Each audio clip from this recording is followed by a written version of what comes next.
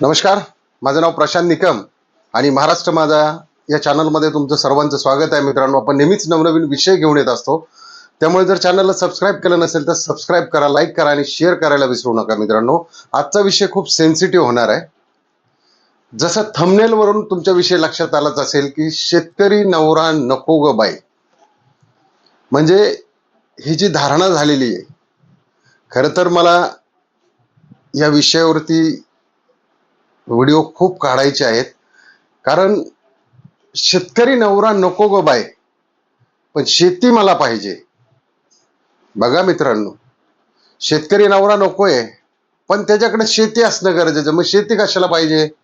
शेतीत काय झोपायचं जाऊन? दुसरी गोष्ट सर्वात महत्वाची, आपण एक शेतकरी बघा, एक गावाकडचा शेतकरी दुसऱ्या गावातल्या शेतकऱ्याला सुद्धा मुली देत नाही. मग तो मुली कुठे देतो? पुण्यात वेल शटल आहे का? त्याच्याकडे 1-2 BHK आहे का? कार आहे का? पॅकेज चांगला आहे का? कुठं सर्व्हिसला मुंबईला आहे का? म्हणजे बघा, त्या शेतकऱ्याला आपली मुलगी द्यायची कुणाला? मोठ्याला, ज्याचं पॅकेज चांगलं आहे, ज्याचं घर चांगलं आहे, जो वेल शटल आहे त्याला. आणि आपल्या मुलीला का, आपल्या मुलाला काय बघतो तो शेतकरी मुलाला? की गरीबा घरची मुलगी चालेल, सगळ्यांना सांभाळून घेणारी चालेल, घरात काम करणारी पाहिजे, अनुरूप पाहिजे. म्हणजे आता मग हे म्हणणं चुकीचं ठरेल का की शेतकरी नवरा नको गो बाय? कारण एका शेतकऱ्याची दुसऱ्या शेतकऱ्याविषयी सुद्धा भावना खूप वेगळ्या आहेत. आणि दुसरी गोष्ट, जे प्रचंड पैशाचे वाले जे शेतकरी आहेत, जे ठराविक बागायतदार, तर 70-80% लोकांची तर तुम्हाला माहिती आहे की जर शेतीमध्ये 100 रुपये टाकले तर 110-120 रुपये सुद्धा होत नाहीत लवकर, आणि काबाड कष्ट भरमसाठ असतात. पण काहींना नशिबाने पाणी असतं, बागायत शेती भरपूर असती, म्हणजे घरी 4 व्हीलर थार असणार, बऱ्याच गाड्या असणार, 4-4, 5-5 4 व्हीलर असणार, नोकर चाकर अमकं दमकं. आता ते काय करतात? ते चांगल्या मुली बघतात, चांगल्या शिकलेल्या, चांगल्या घरातल्या. म्हणजे ही मानसिकता बघा, तुम्ही लक्षात घ्या. आपण उगाच हे टायटल दिलं नाही की शेतकरी नवरा नको गो बाय. मग इकडे आता काय झालेलं आहे की मुलींची सुद्धा तीच धारणा ठरलेली आहे की मुलाचं पॅकेज चांगलं पाहिजे, त्याला घर चांगलं पाहिजे, आणि त्याला शेती पण पाहिजे. आता शेतीत तर जायचं नाही तिला, तरी हिला शेतीची हौस आहे. स्वतःकडे 1 गुंठा जागा नाही, राहायला घर नाही, कामाचा तपास नाही, दिसायला रूप नाही, रंग नाही, पण अपेक्षा मात्र ह्या आभाळा एवढ्या अपेक्षा. बऱ्याच शेतकऱ्यांच्या बाबतीत काय होतं, जे कोरडवाहू शेतकरी आहेत त्यांना खूप त्रास होतो. म्हणजे त्यांना त्यांच्या जमिनीत जे पिकतं ते त्याच्यावरच त्यांची उपजीविका चालू असते. 10-10, 20-20, 30-30 वर्ष ते मोठमोठे घरे बांधू शकत नाहीत. मग अशा ठिकाणी काय होतं, रस्ते चांगले नसतात, पाण्याचे अभाव असतो. मग पर्यायाने काय होतं की शहरातले जाणारी मुलगी तिकडं, किंवा तिचे पालक विचार काय करतात की तिकडे रस्ते चांगले नाहीत, पाण्याची सोय नाही, लाईटची सोय नाही, घरं बांधली नाहीत, तर मुलगा कधी काय करणार? मुलांची वय 34, 35, 36, 40 पर्यंत गाठायला आलेली आहेत. मग मुलीला देऊ कसं? आता दुसरी गोष्ट, दुसरी एक स्त्रियांची मानसिकता मी तुम्हाला सांगतो. मी एक मीटिंग म्हणजे अटेंड केली होती. त्यावेळेस तिथे बघा, ज्या महिला किंवा मुली ज्या आल्या होत्या की शेतकरी नवरा नको गो बाई या विधानावरती, तर तिथं त्यांचं काहींचं मत काय होतं की जी मुलगी डॉक्टर आहे तिला डॉक्टरच नवरा पाहिजे, जी मुलगी MBA झालेली आहे तिला MBAच नवरा पाहिजे, जी इंजिनियर आहे तिला इंजिनियरच नवरा पाहिजे. मग मला सांगा, जो शेतकरी आहे त्याला शेतकरी मुलगी द्यायला तयार नाही ना? शेतकऱ्याला माहिती आहे आपलं काही खरं नाहीये, शेतीमालाला भाव फिक्स नाहीये, सरकार त्यांना काय कशात माफी देत नाही. आज तुम्ही जर आजचं चित्र पाहिलं, कांदा 1-2 रुपये किलोनी आहे. काय झालं? कांद्यात वाटोळं झालं सगळं. शेतकरी देशोधडीला लागला, मधला व्यापारी सुधारला, विकणारा सुधारला, राजस्थानी, मारवाडी ही सगळी लोक सुधरून निघली, शेतकऱ्याचं वाटोळं झालं. म्हणून शेतकऱ्यांना तिथं मुली द्यायला लोक कानकून करतात, आणि विशेष म्हणजे गावातल्या गावात सुद्धा देत नाहीत. तर दुसऱ्या गावात येत नाही, तिसऱ्या गावात येत नाही, डायरेक्ट त्यांना काय पाहिजे, मुलगी आपली पुण्या मुंबईत चटल पाहिजे. आणि मुलाला एक कसली कामवाल्याची असू, गरीबाची असू, म्हणतात त्यांना खायला नसलं तरी आम्ही त्यांना सगळ्यांना सांभाळू. अरे बाबा, अशी लोक राहिलीच नाहीत आज जगात. आता सगळ्यांकडे भरपूर खायला प्यायला आणि सगळी लोक आहेत ना, त्यांच्या एवढ्या अपेक्षा एवढ्या वाढलेल्या आहेत की आभाळा एवढ्या अपेक्षा वाढलेल्या आहेत. म्हणजे आज पोरं तुम्हाला सांगतो विद्वान बरोबर लग्न तयार करायला आहेत, ज्यांना एक एक दोन दोन मुलं आहेत त्यांच्याबरोबर लग्न तयार करायला आहेत, तयार झालेले आहेत करायला. म्हणजे एवढी बिकट परिस्थिती झालेली. कारण वयोमान सर्वसामान्य आता बघा 60-70 पर्यंत माणूस जगतोय. 40-45 वर्ष झाली मुलांची. मग ह्यांना मुलं कधी होणार, ही मोठी कधी होणार, हे शिकणार कधी, मग यांचा प्रपंच होणार कधी. त्याच्यामुळे इतकी फ्रस्ट्रेशन मध्ये मुलं आलेली की काय काय अक्षरशः आत्महत्या करतायत. आणि काही काही लोक अशी आहेत, काही काही मुलं अशी बी आहेत, खेडेगावातली शेतकऱ्यांची मुलं अशी आहेत की त्यांनी लग्न ह्या गोष्टीकडे आता बघणंच सोडून दिलेलं आहे. की आता फक्त आपलं काम काम एक काम, कामात मन रमवणे, वेगवेगळे उद्योगधंदे करणे. आणि खऱ्या अर्थाने बघा, तुम्हाला सांगतो मी, जी शेती जी दिलेली आहे तुम्हाला, जी वडलोपार्जित शेती आलेली आहे, आता शेती बघा ही कुणाचीच नसते. शेती ही राखायला दिलेली असते. तुमच्यानंतर ती शेती दुसऱ्याची कोणाची पण होणार आहे. पण ती शेती तुमची एकट्याची नसून ती गाई, म्हशी, बैल, शेळ्या, मेंढ्या, बोकड, कोंबड्या, ह्या सगळ्यांची शेती आहे. ह्या सगळ्यांना बरोबर घ्या तुम्ही, आपोआप तुमचा छोटा मोठा उद्योगधंदा चालू होईल. आज सर्वसामान्य तळागाळातला, ज्याला पुण्यामध्ये घर नाही, रिक्षा सिपणी चालवतात, अशी सुद्धा लोक मुलगी शेतकऱ्याला द्यायला नको म्हणतायत. म्हणून मी आज हे टायटल दिलं. जगाचा पोशिंदा तर तोच आहे. जर शेतकऱ्याने ठरवलं माझ्या पुरतं मीच पिकवेल आणि मीच खाईल, सकाळचं जे येणारं दूध आहे ते सुद्धा शेतीतूनच येतं. जे काही पदार्थ लागतात, मग तुमचे अंडी असू किंवा ज्वारी असू, बाजरी असू, गहू असू, कडधान्य असू, हे सर्व शेतीतूनच येतं. तरी सुद्धा शेतकऱ्याला किंमत नाही. त्याला जबाबदार कोण आहे? शेतकऱ्याला मानाचं स्थान नाही.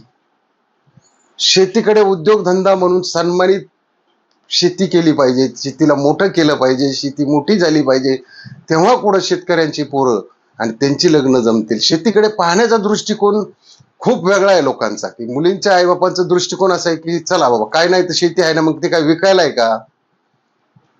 शेती ही विकायला असते का? शेती तर पाहिजे, पण शेती वाल्याला मुलगी द्यायची नाही, पाहुणे रावळ्यातली सुद्धा द्यायची नाही. अहो, धुणे भांडे करणारे सुद्धा शेतकऱ्यांकडे जात नाही. अक्षरशः एवढे सगळं म्हणजे उन्मत्त झालेलं हे वातावरण आहे. काय परिस्थिती म्हणावं लागेल.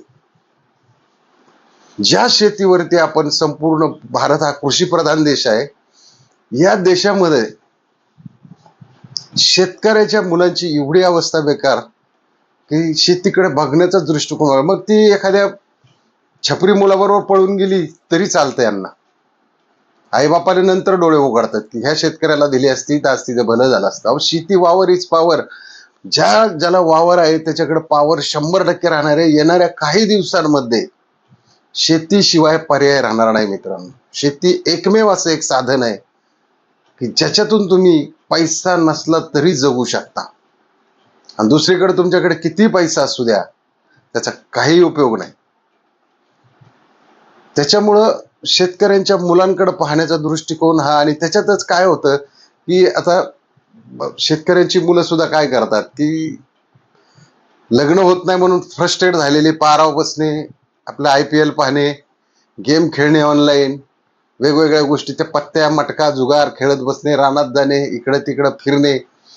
म्हणजे एक कुशल कुठला तरी शेतीला जोडधंदा असा, जर तुमच्याकडे पैसा आहे ना, तर मग काही बघितलं जात नाही. मग शेती बघितली जात नाही, काही बघितलं जात नाही. शेतीला जर तुमचा मोठा जोडधंदा आहे ना, तुम्हाला महिन्याला 1,00,000-2,00,000 रुपये येतात ना, कुठली पोरगी तुमच्यासाठी तिथे येणार? तुमच्याकडे बंगला बांधलेला आहे, AC आहे, थार गाडी आहे, मर्चडीस आहे, तिथं नाक रगडत तुम्हाला पोरी मिळते. पण आज त्यांची धारणा काय झालेली की मी शिक्षक आहे ना, माझा नवरा पण शिक्षक पाहिजे. मी डेंटिस्ट आहे ना, मग माझा नवरा बी डेंटिस्ट पाहिजे, जे मी आहे ते तो पाहिजे. आणि ह्या गोष्टींमुळे तुम्हाला मी मागच्या एका व्हिडिओमध्ये सांगितलं होतं की ज्यावेळी ही समशिक्षित लोक एकत्र येतात त्यावेळी त्यांचे डिवोर्स खूप पटकन होतात. कारण त्यांना वाटतं की मी जास्त कमवते का तू जास्त कमवतो का, आम्ही दोघंही कमवतो, मग तुझा एवढा काय अधिकार, ह्याचा एवढा अधिकार.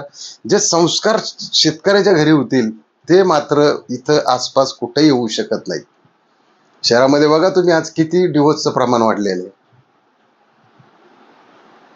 आणि एकीकडे काय झालंय की ह्या जे पालक आहेत म्हणजे मुलीचे आई वडील आहेत ते सुद्धा स्वतःला जावई एक आधार म्हणून धरायला लागलेत आता. ही मजा बघा, ज्यांना मुलगा नाही ना, ज्यांना मुलगी आहे, ते जावई आधार म्हणून धरायला लागले. त्यात मुलगी सुंदर असली तर विशेष नाही, ते मोठंच पॅकेज बघतात. आणि ती मुलगी म्हणजे माझ्या आई वडिलांनाही सांभाळावं लागेल. हा पण म्हणतो ठीक आहे सांभाळतो. म्हणजे कुठेतरी विषय, म्हणजे जी वैचारिकता आहे ती वैचारिकता संपत चाललेली आहे. त्याच्यामुळं हा त्रास केवळ शेतकरीच नाही, याच्यामध्ये रिक्षावाले असतील, मध्यमवर्गीय असतील, लघु उद्योगवाले असतील, अमके तमके फलाने बिस्ताने भरपूर बारा भानगडी आहे त्याच्यात. एकच शेतकरी टार्गेट नाही, पण आज 90% शेतकऱ्यांना हे प्रॉब्लेम आहेत. कारण पिकाची गॅरंटी नाही, पावसाची गॅरंटी नाही. भरलं पीक पाऊस कधी कधी हातातून ओढून घेऊन जातो. तोंडात आलेला घास शेतकऱ्याच्या, कधी कांद्याचं नुकसान होईल, कधी गव्हाचं होईल, कधी ऊसाचं होईल, कधी केळी वावदानाने पडेल. म्हणजे शाश्वत असा हा शेतीचा उद्योग नसल्यामुळं त्याच्याकडे पाहण्याचा गावच्या शेतकऱ्यांचा, म्हणजे जे शेतकरी शेतकऱ्याला मुलगा मुलगी का देत नाहीत, तर त्यांना माहिती हे शाश्वत उत्पन्न नाहीये, याच्यात काहीही होऊ शकतं. प्रथमदर्शी शेतकऱ्याच्याच मुली हे शेतकऱ्यांनीच केल्या पाहिजे किंवा दिल्या पाहिजे. एका शेतकऱ्याने आपली मुलगी जर दुसऱ्या शेतकऱ्याला दिली तर तुम्हाला पुणे मुंबईत यायची काहीही गरज नाही, किंवा इकडून तिकडून मुली हुडकायची गरज नाही. 5 लाख देतो मुलगी देता का, काही गरज नाही या गोष्टी करायची. शेतीत मातीत जो संस्कार घडतो तो सर्वात मोठा संस्कार असतो. तुम्ही स्वतः सुरुवात करा. जे पाऊल तुम्हीच बघता की आपल्या मुलीला वेल सेटल पाहिजे पुणे मुंबई, आणि मुलगी संस्कारिक पाहिजे, गरीब पाहिजे, चालत. पण तुम्ही असं म्हणता का की माझी मुलगी गरीबाला देतो, एखाद्या रिक्षावाल्याला देतो, किंवा एखाद्या एक 10-15 हजार कामगार रुपयाचं महिन्याचा पगार असणाऱ्याला देतो, देता का? नाही देत. तुमची मानसिकता बदलणं गरजेचं आहे. तुम्ही शेती, ज्या माणसाला 1-2-4 एकर शेती त्याने 2-4 एकर शेतीवाल्याला मुलगी द्यायला हरकतच नाही. हा प्रश्न सुटून जाईल.